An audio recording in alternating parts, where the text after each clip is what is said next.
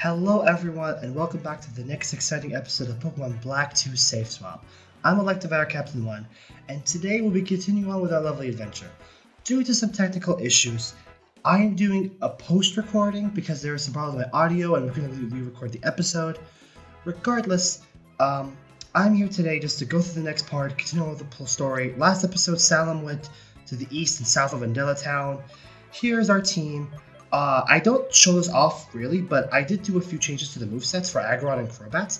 Aggron, I taught him Ice Punch, and Crobat, I taught him Cross Poison and X Scissor.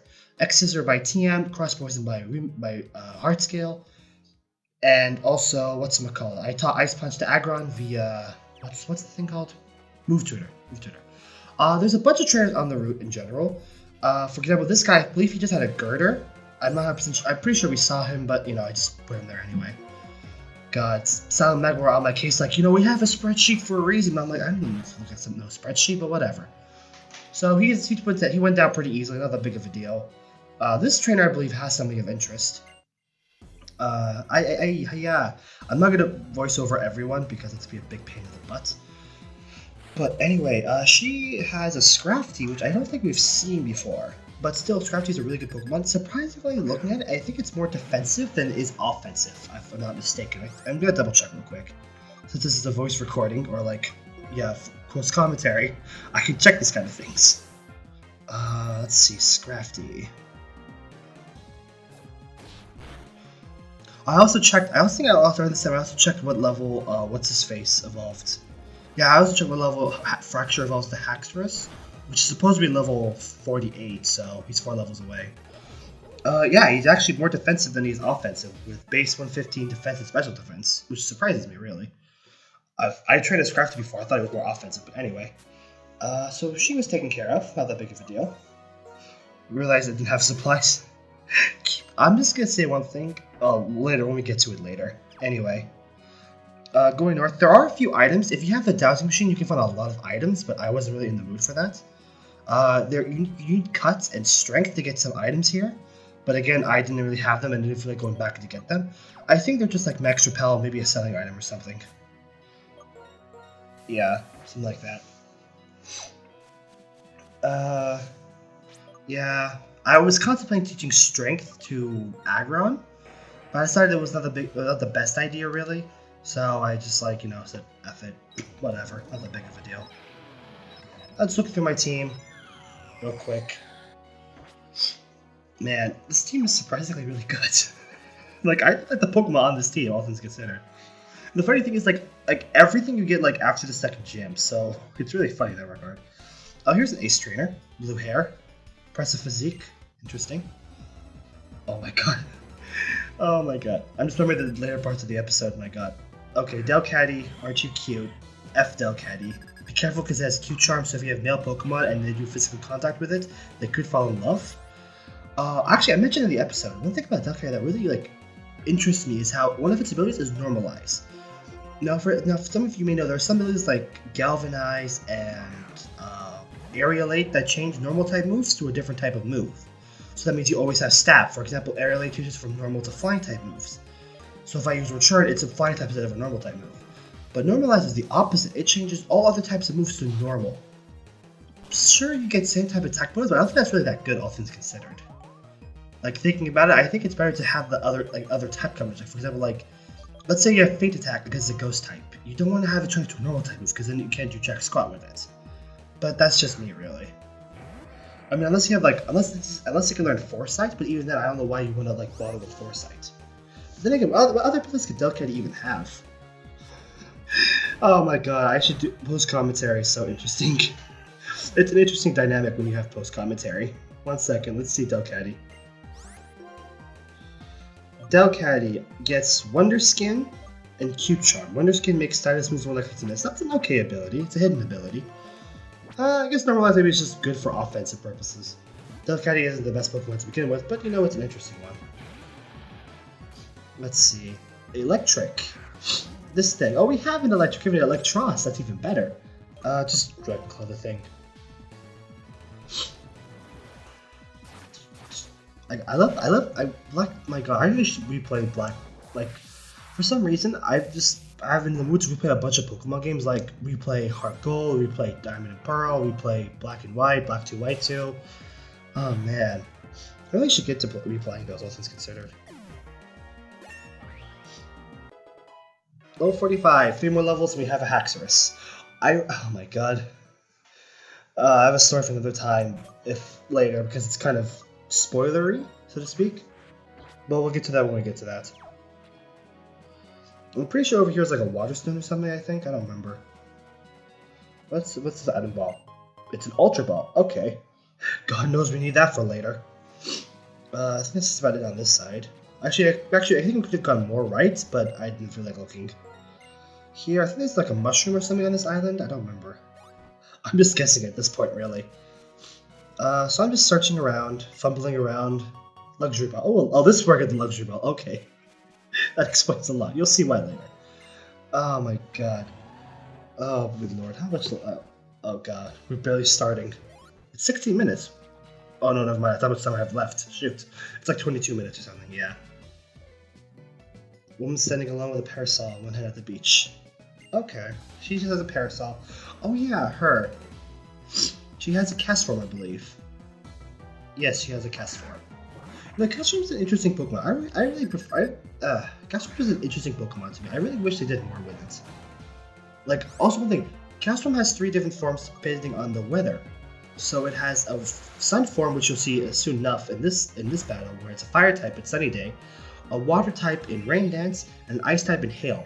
But there's no Ground type cast form for the... what's it called? For Sandstorm, even though it was introduced in the time where weather was a thing. Like, you could have easily made a Ground type cast form. But I don't know why they didn't do that. Maybe they could have come up with a design for it, but still, it's really sad how they didn't have a ground type cast form. I really wish they would. But also, I find it funny how she has a fire type cast form with a parasol at the beach. It's just fitting to me. Oh, this guy's just a treasure hunter, really. I thought he was a trainer. He gives you a white flute. I forgot what a white flute does. I think it either like reduces or increases the chance of encountering wild Pokemon. So that's a thing. God. This house is just a random house. There's no items. I thought it was a place to heal, but this is just like, excuse me, just like some plot. Not even plot. It's like some stuff. This is the Panpour. Oh, the Panpour. My God. My post commentary is just me saying, "My God, what the heck is this nonsense?"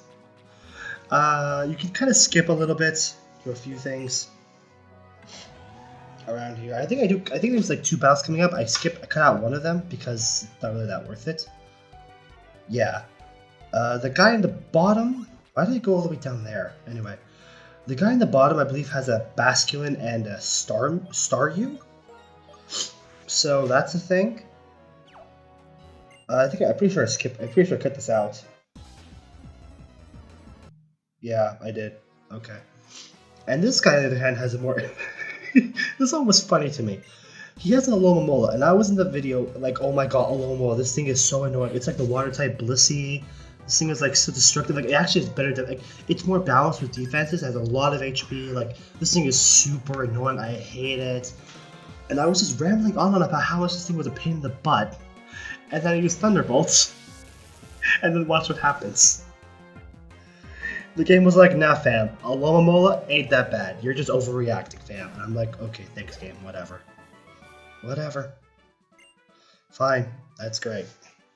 Okay. Then we continue on north, past these 2 fishermen. Oh yeah, there's a random encounter. It's nothing that interesting, it's just a Staryu. But frankly, I really should have caught it. But I always had bad luck with Staryu for some reason. You see, Staryu have 2 normal abilities, Illuminate and Natural Cure. I prefer Natural Cure because it has more use in battle, but for some reason, whenever I try to go for Staryu, whether it be for competitive battling or just like for my playthrough, I always get Illuminate. Also, Gyro Ball is just funny. Gyro Ball, if the slower you are than your opponent, the more damage you do. But Staryu is like a freaking fast Pokemon, so Gyro Ball is like a terrible idea. So yeah, that happened. There should be 2 more trainers here that I battle, I believe. Yes, there are. There's one down here.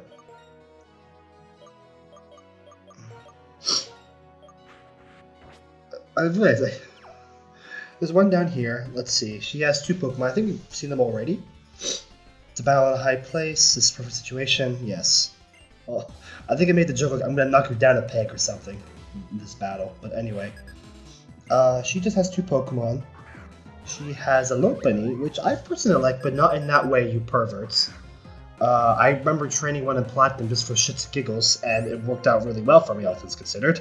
Like, it was really good. Also, Dizzy Punch has a chance of confusing, so be careful. But anyway. Oh, this really made me sad, unfortunately. I used Revenge, which, if I get hit before using Revenge, I do double the damage. But it just barely lived, and I'm, like, so sad that I didn't even one-shot it. But anyway. This Aqua Jet killing Lopunny. Lopunny's dead. Not dead, it's fainted, but, you know, it's easier to say dead than fainted. Fewer syllables, I think, I believe. Fainted, dead, yeah. 1 versus 2. And then Lampens. We have a Chandelure, so we don't care about this thing. Anyway.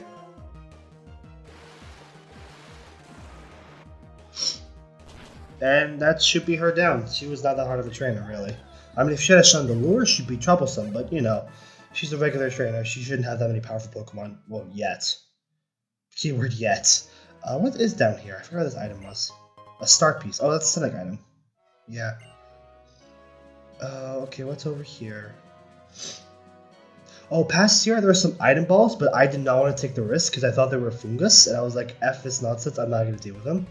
But then there's a random ace trainer here, so I had to deal with her.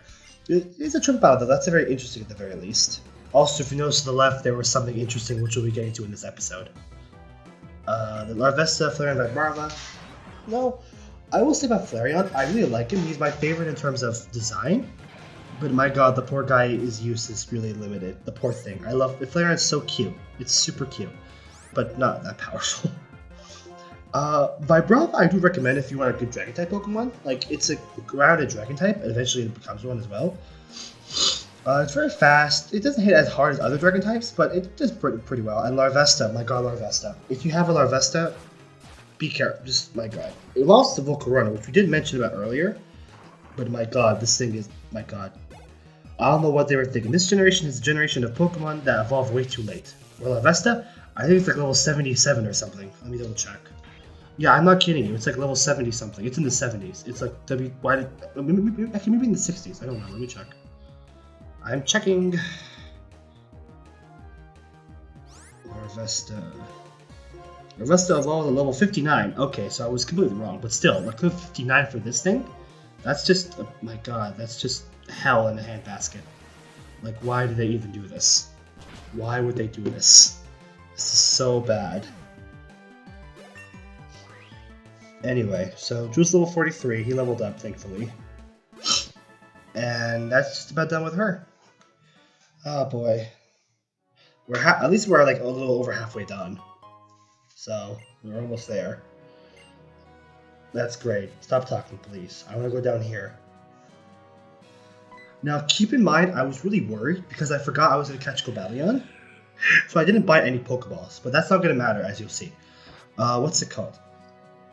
Also, I didn't save, really, because I didn't, in case something happened with the recording, we would have to redo it, but of course we had some issues, so we couldn't really redo the recording. But anyway, what else would I say? What's it called? Cobalion himself is he's a fighting and steel type Pokemon, so keep that in mind. Chandelure is like a perfect, I wouldn't say perfect counter, but he's a really good counter, because it has the moves Iron Head, Sacred Sword, Retaliate, and Helping Hand. And as a ghost type, it's immune to help Retaliate and Sacred Sword. Sacred Sword being like their very special fighting type move, which is a really good fighting type move, all things considered. But Cobalion in general, he's actually faster than you would expect, and he hits pretty hard. He's no Lucario, mind you, but he does the job pretty well. And I've used the Cobalion; it's pretty cool. Of course, being a Steel type means he's actually a bit more bulky, and all that great stuff. But here, I was like, you know, Lava Girl shouldn't kill it. I'm like, yeah, Shadow Ball, Hex, not that big of a deal. I won't use Flame Burst. Another thing about it being paralyzed is that since it's paralyzed, all it moves are physical contact. And with Chandelure having Flame Body, if it hit me, it would have gotten burned, but thankfully it didn't. But then I realized that I have Shadow Ball and Hex, and watch what happens with Shadow Ball. I get the special defense drop, and I was not on the move for that. Also keep in mind that if you're playing Sun and Moon, in pre-Generation 6, like in this game, Ghost and Dark, Steel resist Ghost and Dark type moves. So that's why Snowball didn't do as much as you think it should have. And now I was just like switching through everything like, my god, I need to weaken it without killing it. So I went to Rachel to take care of some stuff from there. Acrobatics is like my best move, really. I had the Toxic Orb. They put the Toxic Orb. I forgot what the Toxic Orb does, but anyway.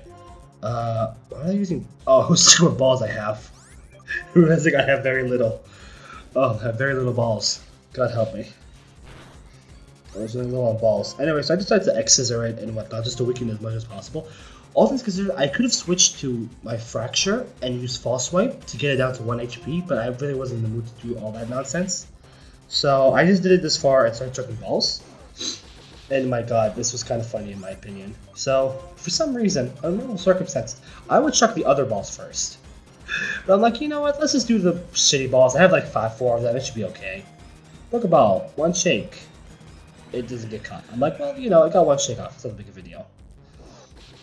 And the thing is, my mind was like preparing for like a long ass battle. Like, oh my, like most, like this has a catch rate of 3.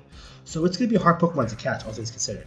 My recommendation for most legendaries is you want to get Dusk Balls and catch them at night, because Dusk Balls have a 4 times catch rate at the night, which is super useful for a lot of Pokemon. I really recommend it.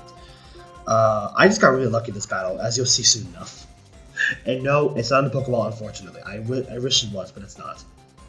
Anyway, no Pokeball catch. One thing I've noticed that once I'm playing through Black 2, I caught all 3 of like his trio, all of Pokeballs really easily. I was really surprised about this. I'm just like, do Pokeballs that work better in this game? Like, what the hell? Luxury Ball, I was trying to get out. Unfortunately, I didn't get a shake, which is really sad. For Luxury Ball, whenever you catch a Pokemon in the Luxury Ball, it gets higher friendship from the get-go, which is nice if you have like if you're catching like a Riolo or something. And then watch the Ultra Ball. Just watch this Ultra Ball. My god, I was expecting a long ass battle. Guess what happens? 1, 2, 3, capture. I was not expecting this whatsoever. I freaking caught a Cobalion in 5 Pokeballs. This is a record for me. Like, this is an honest to goodness record for me. Keep in mind, when we were like planning out the episodes ahead of time, I was not expecting to actually go catch Cobalion until we realized that wait, this room's actually really small. So I like go catch Cobalion. I'm like, fine, I'll get the little Cobalion. But I caught Cobalion. Frankly speaking, I should have just stopped here. But Magma should thank me because I actually took care of a small cutscene for him. Because now we're in Undella Town, and we have to go south, and then we see these 2. Professor Juniper and Bianca. And here's a cutscene which you cannot skip. So she's just saying how she got here. Juniper's like, oh, since you're here, come with me. We need to go take care of some stuff. I need you to hear something. What is it? You'll see soon enough. Hurry now. My god. But before I have a lot of fun with this. I'm going to try to recreate what I said as much as possible. Because it's actually pretty funny in my opinion. You must be the ones to hear the old tale about Undella Town. Okay. You want to read this, because I'm not going to reread this, because God knows I went through fast when I was actually recording this. But my god, I made a lot of... This is going to be great. Just wait a second. The Mighty Big Hole, that's what she said. I remember pausing because of the Mighty Big Hole. That's what she said. Giant chasm, it's not innuendo-like, but I just have a dirty mind, so go figure. Giant chasm. And you can see that I would pause for a while. I've been around the giant chasm. Ice cold woman, but anyway. That's, of course Sharon would know about that, but anyway. The road is blocked, so we can't get there now, thank god. We'll get there later, eventually. The giant chasm was created when a big meteor fell from the sky.